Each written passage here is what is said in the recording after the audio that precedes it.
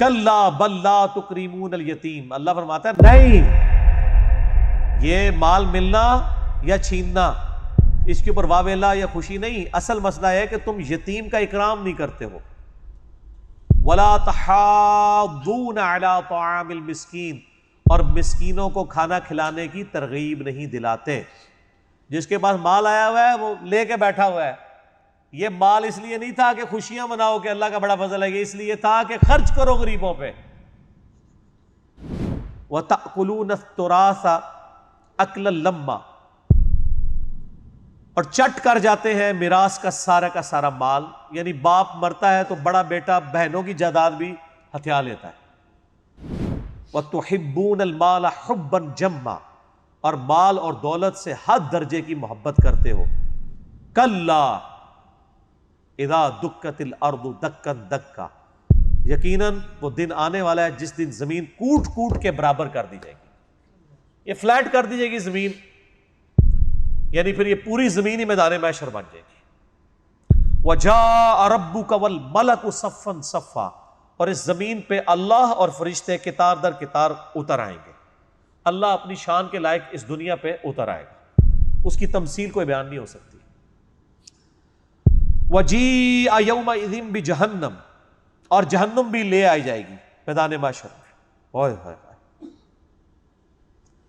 یعنی جنت دوزخ سب کچھ یعنی فیصلہ ہو رہا ہے سر. وہ جس طرح ایک دنیا میں بھی کورٹ لگتی ہے نا، مجرم بھی پیش کیا جاتا ہے، گواہ بھی لائے جاتے ہیں، وہیں پہ فیصلہ ہو جاتا ہے. یہ اللہ کی سب سے بڑی عدالت لگنے والی ہے.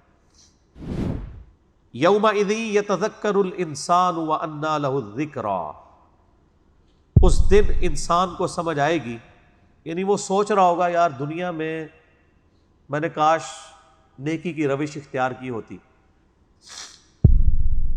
لیکن اللہ فرماتا ہے اس دن نصیحت حاصل کرنے کا کوئی فائدہ نہیں ہے. یہ اکثر لوگ یہاں بھی کہتے ہیں او جی آگے جا کے پتہ چل جائے گا کون ٹھیک ہے کون غلط ہے. تو میں کہتا ہوں آگے جا کے پتہ نہیں لگے گا، لگ پتہ جائے گا. یعنی ایک قادیانی کو اگر قیامت والے دن جا کے پتہ چلتا ہے کہ مجھے تو دنیا میں ختم نبوت میں دھوکہ دیا گیا تھا، تو اس کو یہ پتہ چلنا فائدہ دے گا؟ قادیانیوں تک تو ہم سارے منہ پھاڑ کے کہہ دیتے ہیں ہاں، تو باقیوں کے لیے بھی یہی ہے. وہ کس طرح سمجھ بیٹھیں کہ ہم حق پہ ہیں؟ اگر وہ بھی قادیانیوں کے گھر پیدا ہوتے تو قادیانی ہوتے.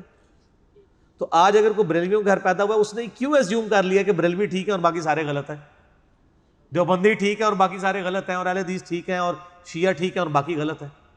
ہر بندے نے خود اللہ کو سیریس لینا ہے. یہ دنیا اللہ نے کھانے پینے اور اولاد پیدا کرنے اور مر جانے کے لیے نہیں بنائی ہے، وہ تو جانور بھی کر رہا ہے. یہ بڑی سیریس کریشن ہے خدا کی. لقد خلقنا الانسان فی احسن تقویم، بہت بڑا معاملہ انسان کے ساتھ ہونے والا. تو اللہ تعالیٰ ماتا ہے وہاں اس کو بات سمجھ آئے گی لیکن سمجھنے کا فائدہ نہیں. تو وہ پھر چیخ مار کے کہے گا یقول یا لیتنی قدمت لحیاتی، وہ کہے گا کاش میں نے دنیا میں اپنی اس زندگی کے لیے کچھ آگے بھیجا ہوتا. دنیا میں پیغمبر اور اللہ تعالیٰ کا قرآن بار بار چیخ کے کہہ رہا ہے کہ اصل زندگی آخرت کی ہے، اور وہاں پہ جب مجرم پیش کیے جائیں گے وہ خود مان رہے ہوں گے کہ ہاں زندگی تو یہ ہے، دنیا تو ایک آزمائش کی جگہ تھی. یہاں پہ آپ دیکھیں زندگی کا لفظ آخرت کے لیے استعمال ہوا ہے. وہ کہے گا کاش میں نے اپنی زندگی کے لیے کچھ بھیجا ہوتا. زندگی تو دنیا میں گزار کے آیا تھا، لیکن وہاں وہ بھی مان جائے گا وہ زندگی نہیں تھی، اصل زندگی یہ ہے کہ کاش میں نے اس زندگی کے لیے کچھ بھیجا ہوتا. کانٹیکسٹ کیا چل رہا ہے کہ اللہ کی راہ میں جیب ڈھیلی کرو، یہی چلا ہے نا. اہل ایمان کی تو نشانی قرآن پاک میں شروع میں ہی آ گئی سورۃ البقرہ کے کہ اپنی جان اور اپنے مال کے ذریعے اللہ کی راہ میں خرچ کرتے ہیں. لیکن ہمارے انڈیا پاکستان بنگلہ دیش کے جو مسلمان ہیں وہ لوگوں کی جان اور لوگوں کے مال کے ذریعے اللہ کی راہ میں جہاد کرتے ہیں.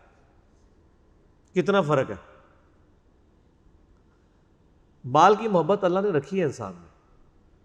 تو اگر کسی انسان کو اللہ کے ساتھ محبت ہے، اس کے ساتھ کمٹمنٹ ہے، ڈیڈیکیشن ہے، تو اس کا چیک پوائنٹ یہ ہے کہ اللہ کے لیے جیب ڈھیلی کرے گا. اگر جیب ڈھیلی نہیں کر رہا تو پھر کس کی محبت زیادہ ہوئی؟ اس لیے میں بار بار کہتا ہوں کہ جن لوگوں کو اللہ نے مال دیا ہے نا، مجھ سے اسٹامپ پیپر پہ لکھوا لیں کہ دنیا میں اگر کوئی سب سے آسان جنت کما سکتا ہے نا تو وہ مالدار شخص ہے. اسے کوئی نفلی روزے رکھنے کی، کوئی تہجدیں پڑھنے کی ضرورت نہیں ہے. اور یار لوگوں کی ہزاروں سال کی تہجد اس کے مال خرچ کرنے کے برابر نہیں ہو سکتی. فرائض پورے کرے وہ تو ڈیٹم لیول ہے، اس کے بغیر تو آپ انٹر ہی نہیں ہوگے. سیدنا عثمان غنی کو 3 دفعہ جو جنت کی بشارت ملی ہے کس پہ ملی ہے؟ تہجد پڑھنے پہ. میدان جنگ میں بھی آپ کو پتا ہے کئی دفعہ وہ بشری کمزوری کی وجہ سے، جو بخاری مسلم میں آتا ہے کہ غزوہ احد میں وہ پیچھے رہ گئے تھے، یعنی بھاگ گئے تھے، لیکن 3 دفعہ بشارت ملی، تینوں دفعہ مال خرچ کرنے پہ. نمبر 1 مسجد نبوی کی توسیع، نمبر 2 میٹھے پانی کا کنواں مسلمانوں کے لیے خیرات کرنا، اور نمبر 3 غزوہ تبوک کے موقع پر اتنا زیادہ اللہ کی راہ میں انہوں نے مال اور اونٹ خیرات کیے. اور نبی اسلام فرمایا عثمان جنتی ہے، آج کے بعد جو مرضی کرے. جامعہ ترمذی میں ڈیٹیل موجود ہے، میرا سیدنا عثمان کے اوپر ایک کلپ بھی آ چکا ہے. تو میں سر ان لوگوں کو بار بار جھنجھوڑتا ہوں جن کو اللہ نے مال دیا ہے، خدا کے لیے اپنے مال کو اللہ کی راہ میں لگائیں. اس کے بعد آپ کوئی ٹینشن نہ لیں. اور دیکھیں مال لگانا ایک ایسی نیکی ہے جس کو چھپانا بہت آسان ہے.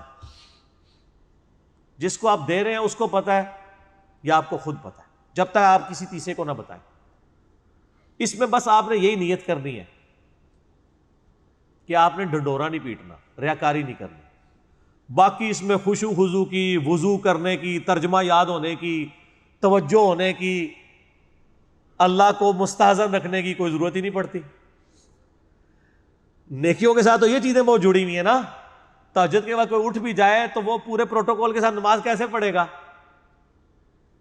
اس میں آپ بے شک دماغ میں اپنی دکان کا حساب کر رہے ہوں اور ادھر سے آپ غریب کو دے رہے ہوں، خیر ہے توجہ ہو نہ ہو آپ کی نیکی پکی ہے.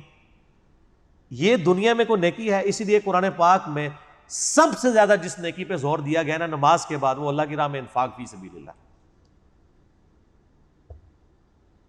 اور بات ٹھیک ہے کہ وہ ہمارے استاد کہا کرتے تھے، وہ باپا جانی، کہ مال مومن کا ہتھیار ہے.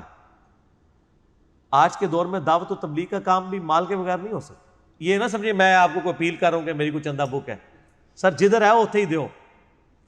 اور میں تو سب سے بہترین مصرف مال کا سمجھتا ہوں کسی غریب بندے کی پڑھائی کا خرچہ اٹھائیں. ہمارے ملک میں غربت کے سرکل سے، پاورٹی سرکل سے صرف ایک چیز باہر نکال سکتی ہے اور وہ اچھی تعلیم ہے. غریب آدمی کو آپ رکشہ لے کے دے دیں گے بس گزر بسر ہی کر سکتا ہے، لیکن تعلیم ایک ذریعہ ہے جس کے ذریعے وہ اچھی نوکری حاصل کر کے اپنے خاندان کو پاورٹی سرکل سے نکال سکتا ہے. کئی اتنے لائق بچے ہوتے ہیں لیکن تعلیم کا خرچہ نہ اٹھانے کی وجہ سے بیچارے وہ پیچھے رہ جاتے ہیں. سب سے بہترین مصرف ہے، اور اس میں بھی سب سے پہلے آپ کے قریبی رشتہ داروں کا حق ہے. اور رشتہ داروں میں سب سے پہلے آپ کے بہن بھائی آتے ہیں. ماں باپ بیوی بچے تو ہیں ہی ہیں، اس کے بعد باقی لوگ. تو اللہ تعالیٰ ماتا ہے کہ وہ کہے گا کاش میں نے آخرت کے لیے کچھ مال پانی خرچ کر کے اللہ کے ڈیوائن بینک میں جمع کرایا ہوتا تو آج وہ نیکیاں میرے کام آتی. فَيَوْمَئِذٍ لَا يُعَذِّبُ عَذَابَهُ أَحَدٌ، اس دن اللہ تعالیٰ اس طرح عذاب دے گا کہ کسی نے ویسا عذاب دیکھا نہیں.